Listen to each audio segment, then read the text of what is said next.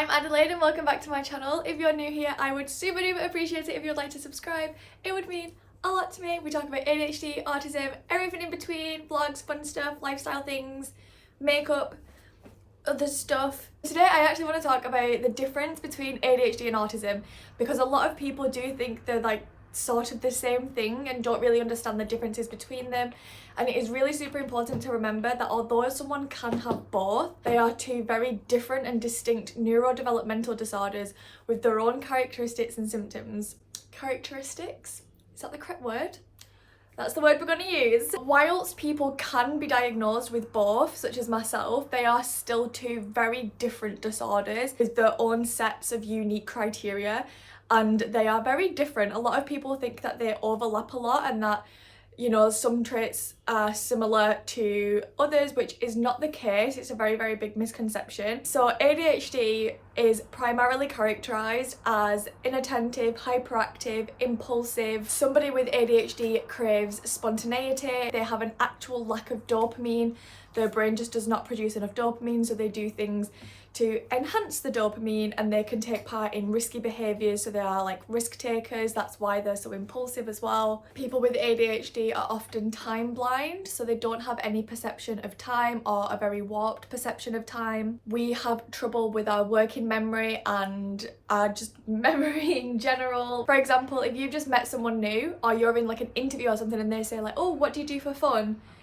You just have no idea what you do for fun. The last 3 to 5 years of your life vanished, gone from existence, no longer circulating in the brain. It just doesn't come to you. Whereas autism is often characterized as somebody who struggles with social interaction, communication, repetitive behaviors, and a need and a sort of craving for structure and rules. Don't really like change, don't really like spontaneity in the same way that somebody with ADHD does. So you can see that they are completely different. They're almost completely opposite of each other. Autistic people have struggles in social situations because we are unable to read social cues. We often are misunderstood, or we find that we misunderstand other people.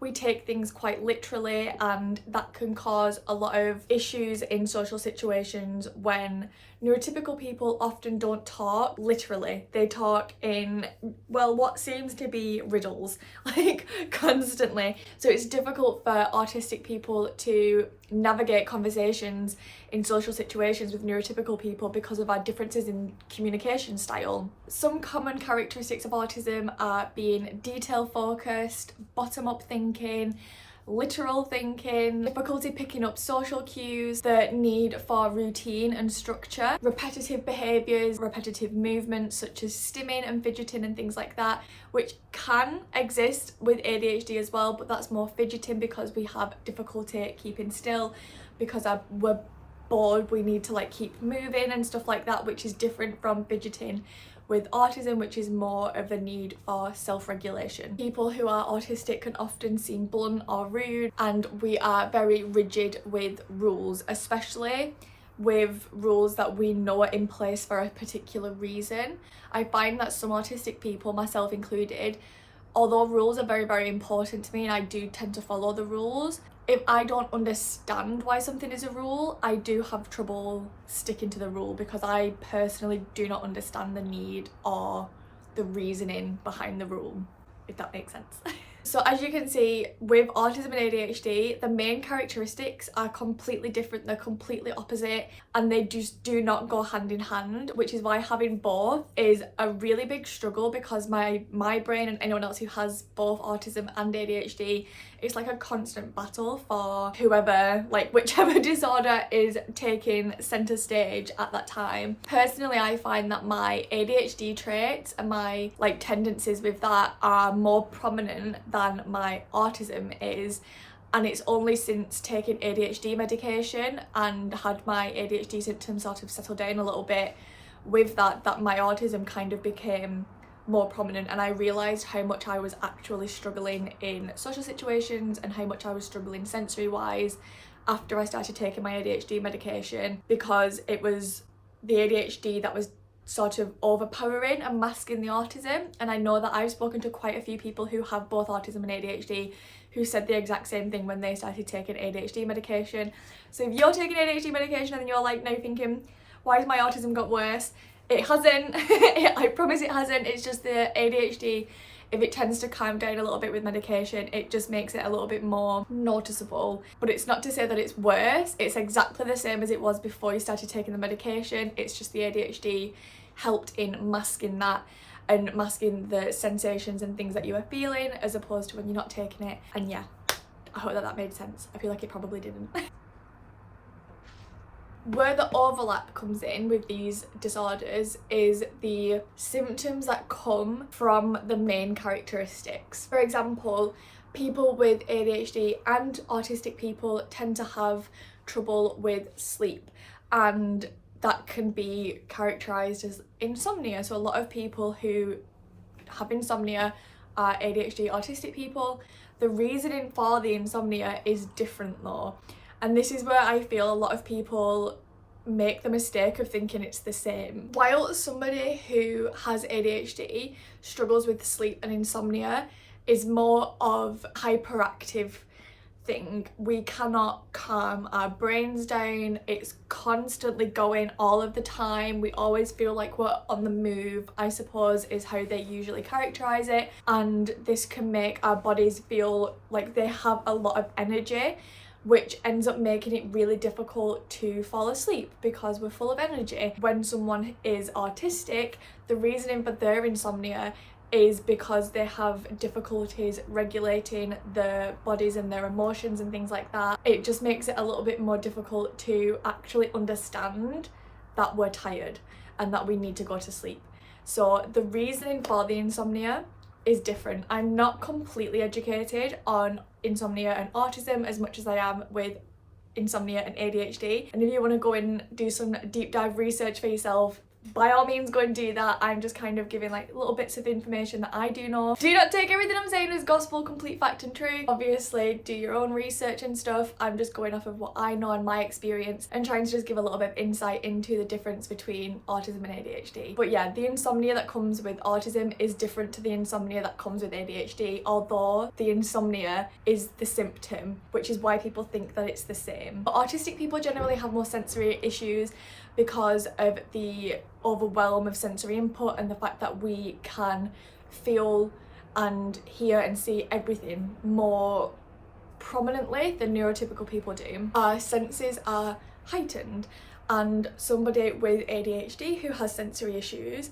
is often different types of sensory issues compared to somebody who is autistic. I have sensory issues with light. I am extremely sensitive to light, especially artificial light, and I get headaches a lot. And before I was diagnosed autistic ADHD, I was told that I had, oh my god, I can't remember the name of it, but I was at the optician's. I'm just like, I've always got headaches, my eyes are always really sore, particularly in the autumn when the sun is lower and in winter when the sun is lower, because it's just, it feels like it's burning my eyes and it is extremely painful. My eyes water constantly, and I was just told I had sensitive eyes. My eyes are sensitive to the sun, and it was kind of like a sun allergy. I think that I don't really remember like the whole terms and everything that they use, but I was like, oh okay, yeah, that makes sense. That's why my eyes hurt all the time. I've lost my train of thought. I forgot, I didn't know where I was going with that.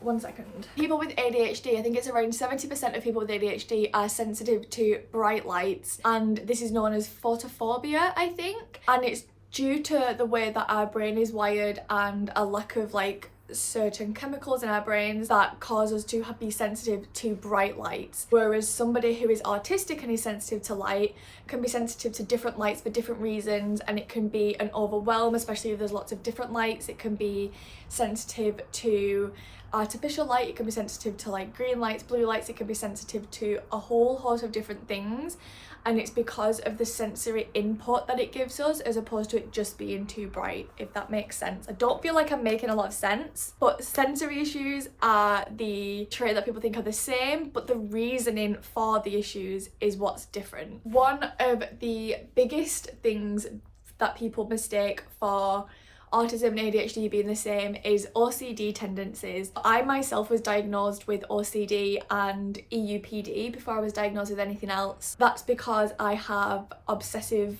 compulsive thoughts and tendencies. I would constantly repeat actions and repeat words and do a lot of repetitive behaviours, but it wasn't because I thought, you know, something terrible was going to happen to my family or something terrible was going to happen in general. It was just because I just felt an urge and a need to do that without reasoning. Like, I didn't know why I needed to do it, I just knew I needed to do it. I do have a lot of different types of OCD tendencies that are actually OCD. So I do have OCD, but I also have OCD tendencies with my ADHD, with being hyperactive and impulsive, because I have combined ADHD. So I find that I am constantly fidgeting and doing repetitive movements and needing to do things a lot of the times, which can manifest into OCD tendencies.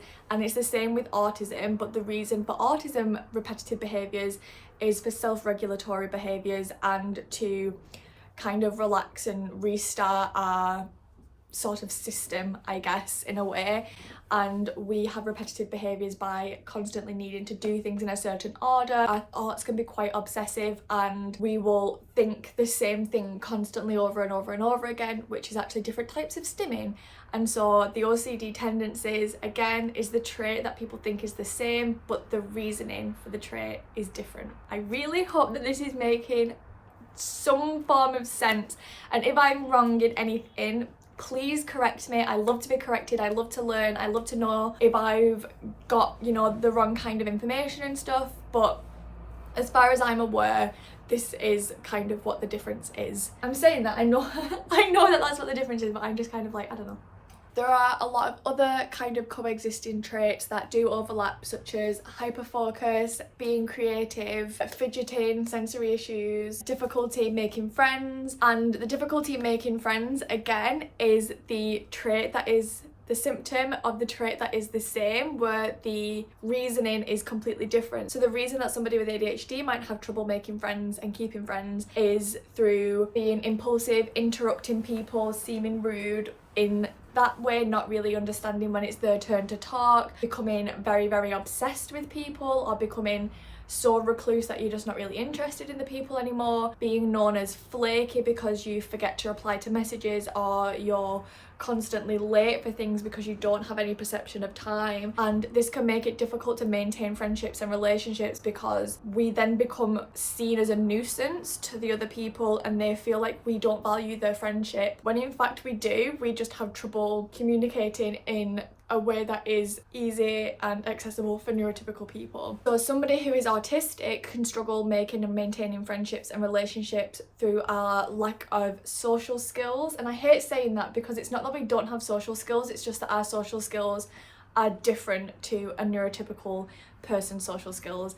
We don't communicate in the same way, so we have trouble reading social cues, so knowing if we are being invited somewhere unless explicitly said. We have trouble knowing when to join in the conversation because we don't know if we are actually a part of the conversation. Not understanding and reading the social cues correctly, we can seem rude and blunt, we take things very literally, and it makes it difficult to then maintain the friendship and relationships with people. So again, the same symptom, different cause. And then there's other traits such as executive functioning difficulties, restlessness, and social burnout and things like that, which again coexist together with a different cause for the initial symptom. We also can hyperfocus. We have very intense interests, and the difference with the interests is you can have somebody with ADHD who has hyperfixations on interests that are short bursts, and then someone who is autistic who has special interests that is often a lifelong interest, something that they completely are wrapped up in. And then somebody who has ADHD and autism can have both. So a special interest could be something that they are wrapped up in for a little bit and then they kind of move away from it, but they'll always come back to it at some point, whereas a hyperfixation is usually just very, very short-lived and then forgotten about and not really gone back to. So that's the difference in special interests and hyperfixations. And I think that that is everything. I think that I've mentioned the majority of the differences between autism and ADHD, and I really hope that this was somewhat educational. I feel like it probably wasn't, and I'm so sorry if I didn't make any sense. I will probably remake this video at some point when I'm able to articulate myself a little bit better. I have only just taken my ADHD meds, so they've not fully kicked in. My brain isn't like completely working right now, and I tend to go off on tangents and talk without actually knowing where my sentence is gonna go. I just words and I just kind of roll with it and hope for the best. I don't actually plan my videos into, like, I don't make a script or anything. I just like spew words and hope that they make sense. So I do hope that this was educational, and I hope that it made you sort of more aware of autism, ADHD traits and how that they are different but they can still coexist together.